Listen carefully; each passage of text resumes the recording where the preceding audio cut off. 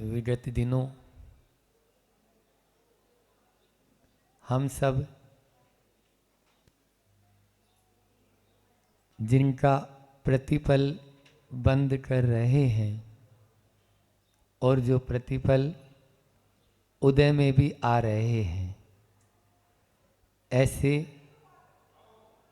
उन कर्मों को लेकर चर्चा अपन ने की और बहुत ही सार गर्भित यह रहा कि किस तरह से कर्म तो अपना फल देंगे, लेकिन उसके उदय में हम नवीन कर्म न बांधें और जो पुराना है उसको धीरे धीरे करके क्षय को प्राप्त कराएं, ताकि इस पूरे के पूरे संसार से के बंधन से हम भी मुक्त हो सकें।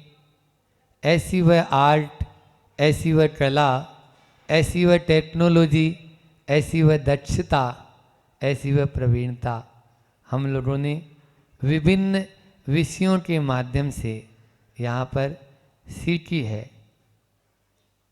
होता क्या है, कर्म जो है वो उससे ज़्यादा महत्वपूर्ण है हमारी विचारधारा।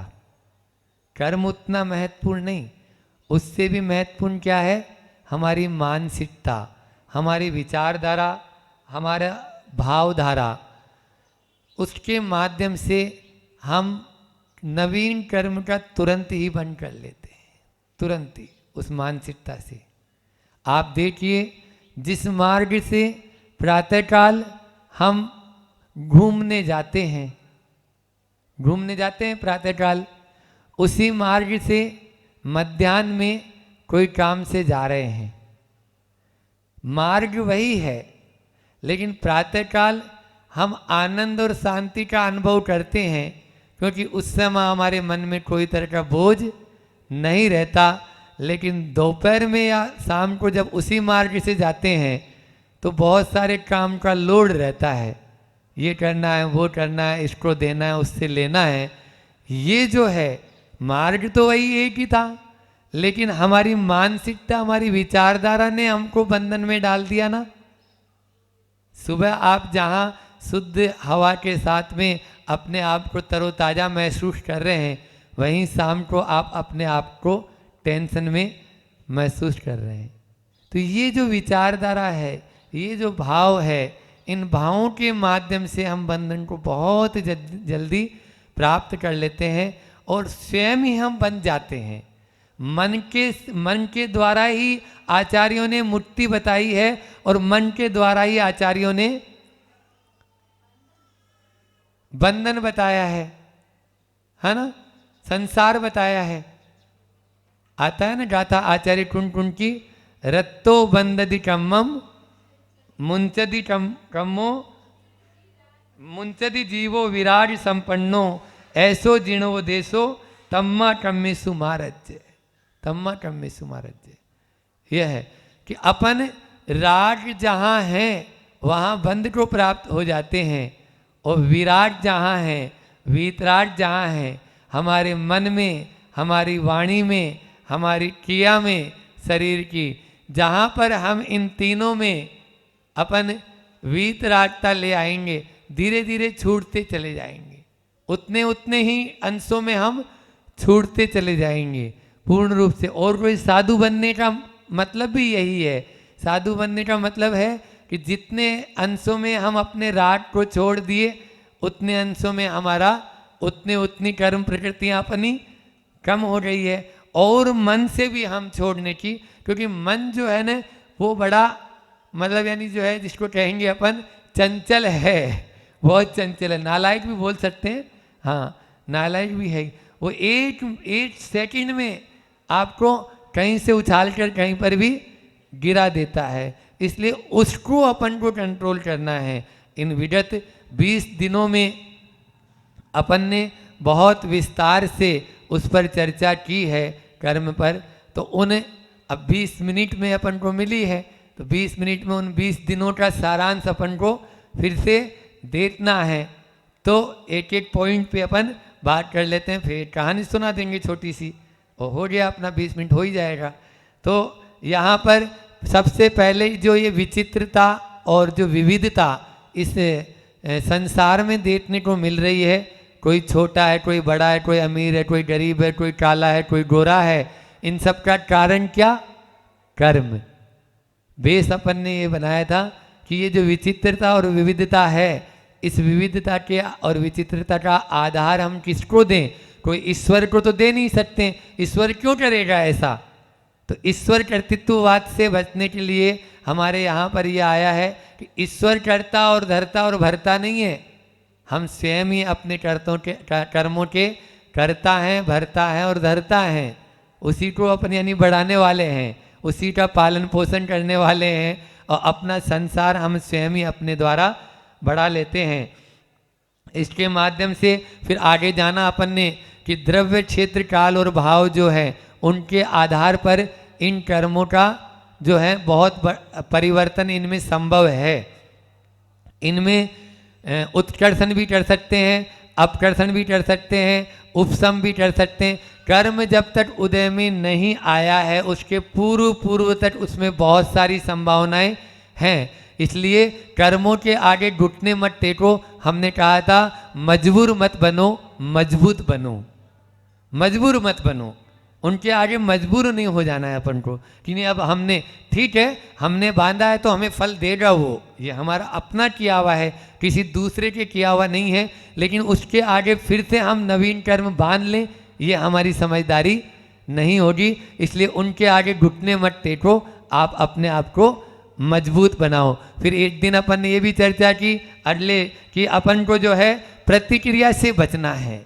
अपन को बार बार हर बात में प्रतिक्रिया नहीं करना है, एक्शन हो रिएक्शन नहीं।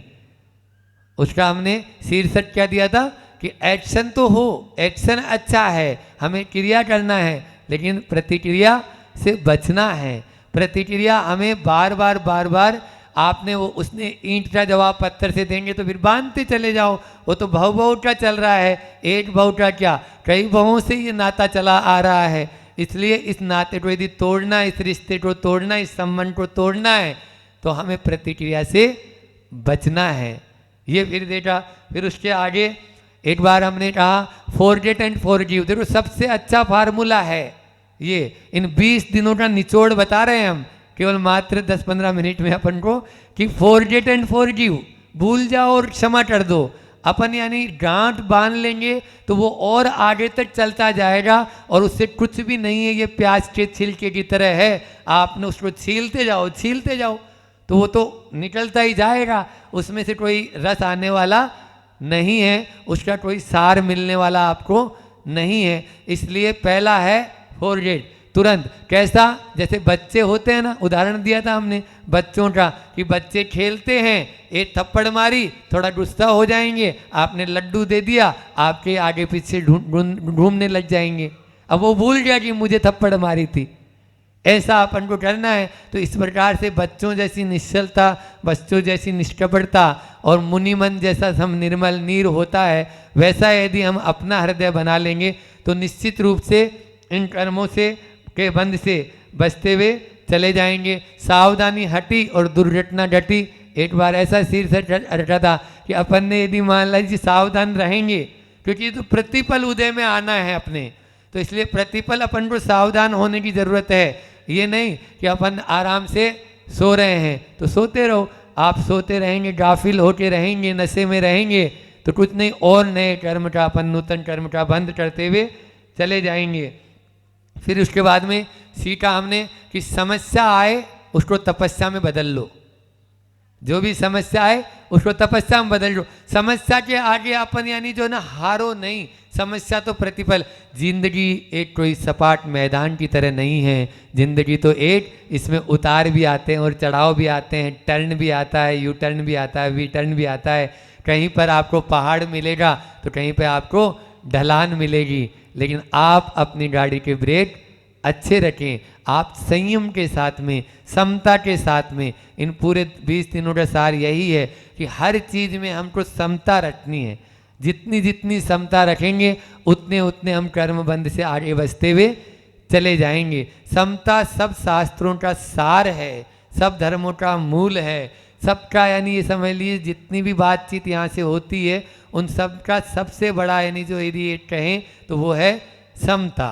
बस वो यदि अपन में आ गई धीरे धीरे, अभी हमारे में भी नहीं है, ऐसा नहीं समझ लेंगे हमारे में है, हाँ, लेकिन उस समता की ओर धीरे धीरे अग्रसर हो रहे हैं। जितने जितने अपन उसको पाते जाएंगे उतने उतने अपन स्वतंत्र होते जाएंगे, स्वतंत्र होते जाएंगे। इसलिए उसको पाना है। उसके फिर जो 8 कर्म थे उन 8 कर्मों के ऊपर अपन ने उसके पहले बीच में राम और रावण की बात आ गई थी, विजयादशमी, तो हमने भी अपने भीतर के उस राम और रावण की बात ले ली कि भैया अपने भीतर में ही रावण है जो और नए कर्मों का बंद कराने के लिए तैयार हो जाए, वो समझ लो रावण बनने की तैयारी कर रहा है, और जो अपने कर्मों को काटने के लिए तैयार हो जाए, उनको डिस्ट्रॉय करने के लिए तैयार हो जाए, वही राम है, और कोई दूसरा राम और रावण आने वाला नहीं है और नहीं हुए होंगे। ऐसा अपन मानकर चलें तो भी कोई अतिशयोक्ति नहीं, क्योंकि ये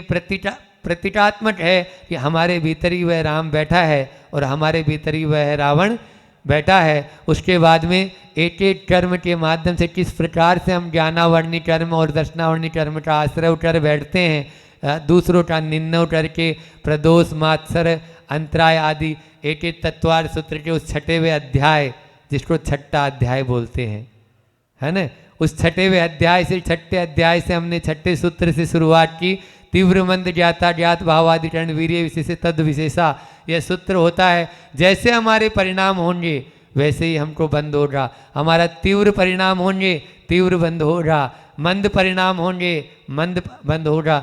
ज्ञात और अज्ञात भाव के माध्यम से हमने अपनी बात को आगे बढ़ाया, और फिर उसके बाद में लिया कि किस तरह से हम साता और असाता का बंद कर लेते हैं, है ना।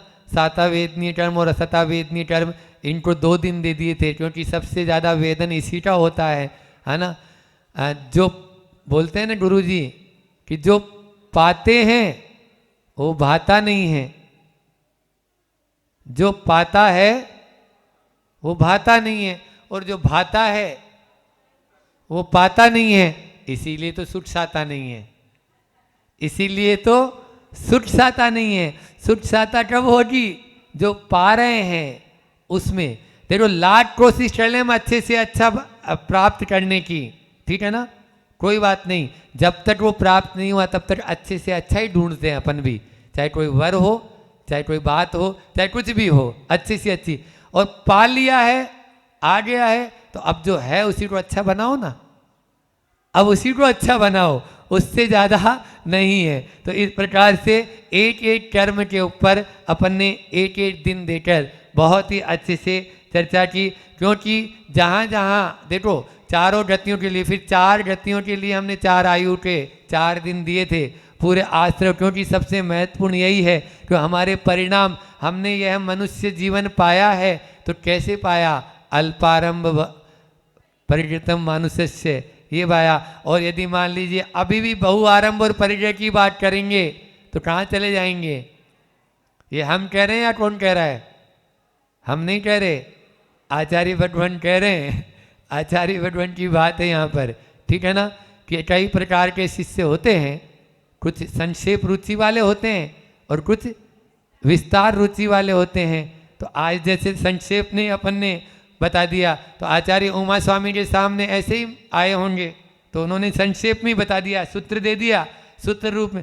फिर पूज्य पाठ के सामने सरवार सिद्धि में थोड़े से और बड़ी रुचि वाले शिष्य आए होंगे, तो उन्होंने उन सूत्रों की व्याख्या की और सरवार सिद्धि की रचना की, सटीक परिभाषाएं, लक्षण ऐसे कि बिल्कुल आप देख लीजिए, तो वो सरवार सिद्धि दे दी। और राजवार्तिक अकलन के आते आते और जो है और विस्तार रुचि वाले आ गए, तो उन्होंने जो सरवार सिद्धि के जो और सूत्र थे, वार्तिक थी, उन्हीं पे ही वार्तिक बना बना के और विस्तार से चर्चा करने लग गए।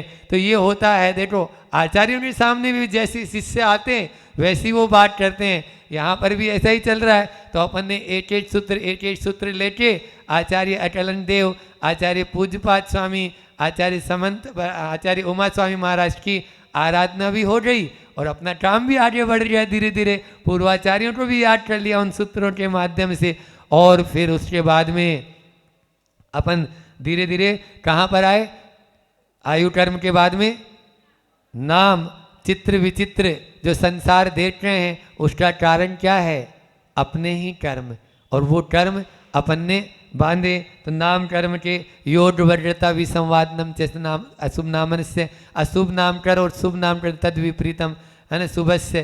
तो शुभ नाम कर्म उसके विपरीत बांधने वाले योगों में हमारे मन वचन काय में जो चंचलता है उसी के कारण तो ये सब हो रहा है। और उसी कारण अपन सारे अशुभ कर्मों का एक बात और बताएं, जो हमने राजवार्तिक के जो प्रतिदिन लिए थे वो एक ही कर्म कई कर्मों के अंदर भी सहायक हो जाता है ना। जैसे मान लीजिए अपन कोई भी जैसे दिन में सोना है तो वो नीच गोत्र का भी कारण है, ठीक है ना। और वही जो है ना नीच आयु में भी लेके जाएगा हमको, वहाँ गोत्र आयु कर्म में भी वो नीच आयु का बंद कराएगा।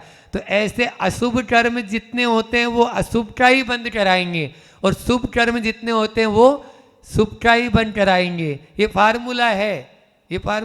इसलिए अपन ऐसा मत सोच लेना कि एक जगह एक कर्म लिख दिया तो खाली बस वो उसी का हो गया, ठीक है, वो विशेष रूप से उसका है, लेकिन अन्य जो है सामान्य से लेंगे तो वो सब कर्मों में अपना अंश डालते हुए चला जाएगा। इसलिए अभी अपन यहाँ पर बैठकर बहुत ध्यान से सुन रहे हैं, बहुत मन से वचन से काय तीनों को लगा रहे हैं। अब मन तो क्या है वो तो भगवान ही जानता है, मन ही जानता हूँ, लेकिन मन यहाँ पर आपका अभी तो है ही ना, आप सुन रहे हैं तो लग ही रहा है वो तो सामने, लेकिन फिर भी भीतर की बात रहती है ये तो अपने मन को इधर उधर नहीं लेके जाना है। इसलिए अपने मन को यहाँ रखेंगे उतना ही हमारे यानी। तो अपन ने 20 दिन में यही जाना है कि अपन जो है अपन ये कला है कि कला जो होती है वो कलाकृति जो है वो कलाकार से बढ़ के नहीं है।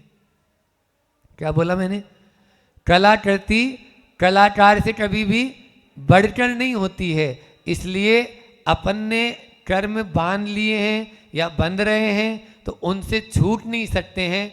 आचार्य कुंद कहते हैं अचिरेण कालेन है, तो अल्प समय में भी यदि पुरुषार्थ ऐसा कर बैठे तो तुम्हें मोक्ष प्राप्ति हो सकती है। हाँ, इसमें ऐसा नहीं है कि जब मेरा भाग्य होगा तब होगा या जब मेरा यानी जो है ना काल लब्धि आएगी तब होगा। ये लब्धि वगैरह कुछ नहीं है यहाँ पर। ये 20 दिनों में अपन ने पूरा पुरुषार्थ। हाँ, निदत्ति, फिर महाराज आपका प्रश्न हो सकता है कि निदत्ति निकाचित पना और ये क्या है महाराज जी? निदत्ति निकाचित पना होता है लेकिन उनको भी तो क्षय किया जाता है, नहीं किया जाता है। जब तक आप हाथ पे हाथ धर के बैठे रहेंगे कुछ भी हो जाए, अब हम यानी बिल्कुल, तो फिर आप देखो क्यों नहीं उसको हार माननी पड़ेगी। वो आपके चरणों में आके बोलेगा नहीं बाप जी ये तो हो सकता है। देखो अपन कर्म करते हैं, एक उदाहरण सुना के अपनी वाणी को विराम देंगे कि कर्म करते हैं, उन कर्मों के माध्यम से तुरंत ही हमें एहसास भी होने लगता है। एक व्यक्ति एक साधु बाबा के पास में पहुंचा, बाबा जी के पास में, और वो बालक बोलता है कि बाबा मैं कर्मों से कैसे बंद जो हो रहा है उनसे कैसे छूट सकता हूँ। तो बाबा ने बोला तुम्हारे प्रश्न का जवाब तो मैं बाद में दूंगा। वो सामने जो पेड़ है ना उस पेड़ को तुम जितने पत्थर मार सकते हो, जितना कष्ट दे सकते हो दे के आओ। और वो गया। अब बाबा का कहना था वैसे तो करना नहीं चाहिए, लेकिन बाबा जी बोल रहे हैं और कोई बता रहे हैं, अपन को सिखा रहे हैं, तो हो सकता है इसमें भी कोई शिक्षा मिलेगी। वो पत्थर मार रहा है, तोड़ रहा है, उसके पेड़ तोड़ दिए, पत्ते तोड़ दिए, फल तोड़ दिए और हर तरह से उसको कष्ट दे रहा है। अब कष्ट दे रहा है, जब वो आया रात भर सो नहीं पाया। बाबा जी ने मुझे ऐसा क्यों बोला और मैंने उस पेड़ को क्यों इतना कष्ट दिया, मुझे देना ही नहीं था इतना कष्ट, और इतना मेरे से हो गया, आज तो बहुत बड़ा अनर्थ कर दिया। सुबह जब बाबा जी के पास पहुंचा, क्यों रात में नींद आई? नहीं लगी नींद। क्यों? वो पेड़ को कष्ट दिया था ना, आपने तो बोला था क्या करवा दिया मेरे से, इतना बड़ा अनर्थ हो गया है बताओ। बोला अच्छा तू जाके अब आज उसमें पानी डाल और उससे क्षमा याचना भी करना और उसके बिल्कुल पूरे पत्ते वत्ते सब वापस से ठीक करना। गया वैसा ही किया, उसको बड़े आनंद की अनुभूति हुई, आत्म शांति की प्राप्ति हुई। ये तो 20 दिन का सार था, ये तो सार है। अपने मन अपन जैसा करेंगे ना वैसा ही, हमने बोला था ना, गेंद सामने फेंकोगे तो रिटर्न अपने ऊपर आना है। इस प्रकार से अपने ही किए हुए कर्म हैं, इसलिए इनसे बचना बहुत जरूरी है। अपन किसी को दूसरे को दोष मत दो, अपन अपने को ही दोष दें तो निश्चित रूप से कर्म जो किए हैं फल वैसा ही अपन को मिलेगा। लेकिन उसमें बहुत सारे परिवर्तन संभव है, जो भी अपन ने इन दिनों में सीखा है। एक हाई को लेकर अपनी वाणी को विराम देता हूँ कि तुमसे मेरे कर्म कटे, मुझसे तुमको क्या मिला। तुम्हें क्या मिला, तुमको नहीं, मुझसे तुम्हें क्या मिला। ठीक है ना, तुमसे मेरे, हमेशा कोई कुछ भी बोले, हमारे कमरे के बाहर लिखा हुआ था ये, वहाँ पर नेमावर में तो यही वाला था जहाँ आचार्य श्री बैठते थे उसके ऊपर ही, कि तुमसे मेरे कर्म कटे, मुझसे तुम्हें क्या मिला, कुछ नहीं। इस चीज को यदि अपन, यानी कोई कितना भी कष्ट अपन को देता चला जाएगा, उस पेड़ जैसी समता अपने में भी आ जाए तो निश्चित रूप से अपन भी कर्म बंध से, हाँ, वो पेड़ यही सोचा होगा कि तुमसे मेरे कर्म कटे, मुझसे तुम्हें क्या मिला, और उसने कोई जवाब नहीं दिया, कोई प्रतिक्रिया नहीं की। समता के साथ में धूप भी, छाया भी, आंधी भी, तूफान भी, ओले भी, सब सहन कर लेता है। ऐसी पेड़ से जैसी क्षमता और समता दोनों अपन भी पाएं, इन्हीं भावनाओं के साथ में मैं अपनी वाणी को विराम देता हूँ। कल से बहुत अच्छी अपन श्रृंखला, एक नई श्रृंखला, कल शनिवार का नवमी का दिन बढ़िया मुहूर्त है, तो उस मुहूर्त के अनुसार अपन भी थोड़े से योग देख लेते हैं, तो वो बढ़िया जो है उस अनुसार अपन चालू करेंगे। हालांकि मान लो तो अच्छा मुहूर्त, आप लोग मेरी बात को मान लेंगे तो अच्छा मुहूर्त, और नहीं मानेंगे तो खराब मुहूर्त है, नहीं माने खराब ही मुहूर्त हो जाएगा ना वो तो इष्टोपदेश पर अपन जो है चर्चा करेंगे। जो इष्टोपदेश आचार्य पूज्यपाद द्वारा स्वामी द्वारा बहुत ही व्यवस्थित और बहुत ही अच्छा लिखा गया है, जिसको मिष्टोपदेश भी बोलते हैं। बाद में और सीखा अपन ने, बीच बीच में आचार्य श्री के संस्मरण आदि भी उसमें आते चले जाएंगे, उन्हीं के माध्यम से अपनी वाणी को अपन आगे बढ़ाते चले जाएंगे।